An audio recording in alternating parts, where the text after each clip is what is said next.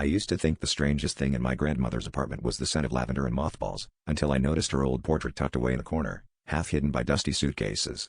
Every evening after dinner, I'd sneak up to the attic, drawn by the woman in the painting, her pale hands folded neatly, her gaze locked somewhere just past my shoulder. One night, I realized her hands had moved, one resting atop the other, fingers curled as if gripping something precious. I chalked it up to my tired mind, until the next night, when her head was tilted, her eyes following me from the frame.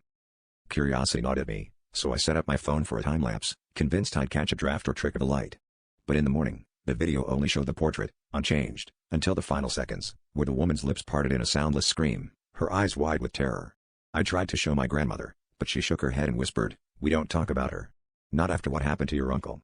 That night, I lay awake, replaying my grandmother's warning and the woman's desperate expression. I dug through old boxes in the attic, piecing together a family history I'd never heard. The woman in the portrait was my great-great-aunt, accused of something terrible. She'd vanished during the war, and rumors swirled that she'd betrayed the family for survival.